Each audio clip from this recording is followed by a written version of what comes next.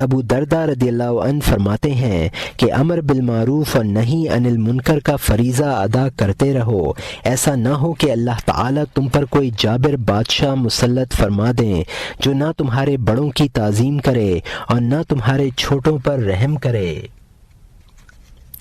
تمہارے نیک لوگ اس کے خلاف بد دعا کریں تو ان کی دعائیں قبول نہ ہوں، تم مدد کے لیے پکارو تو تمہیں مدد نہ ملے، تم مغفرت چاہو تو تمہیں مغفرت حاصل نہ ہو۔ حضرت حذیفہ رضی اللہ عنہ سے اس شخص کے متعلق دریافت کیا گیا جو زندہ ہونے کے باوجود مردہ ہے، فرمایا وہ شخص جو منکرات کے خلاف استطاعت کے باوجود ہاتھ سے جدوجہد نہ کرے، نہ انہیں زبان سے برا کہے اور نہ دل سے برا سمجھے۔ مالک ابن احبار رضی اللہ عنہ فرماتے ہیں کہ بنی اسرائیل کے ایک عالم کے پاس مردوں اور عورتوں کا ہجوم رہا کرتا تھا، یہ عالم انہیں واعظ و نصیحت کرتا اور پچھلی قوموں کے عبرت انگیز واقعات سناتا۔ ایک دن اس نے اپنے بیٹے کو کسی عورت کی طرف ملتفت ہوتے اور آنکھ سے اشارہ کرتے ہوئے دیکھا، یہ حرکت بری تھی مگر باپ نے بیٹے سے صرف اتنا کہا، بیٹے بس کر، ٹھہر۔ ابھی وہ اپنے بیٹے سے یہ کہہ رہا تھا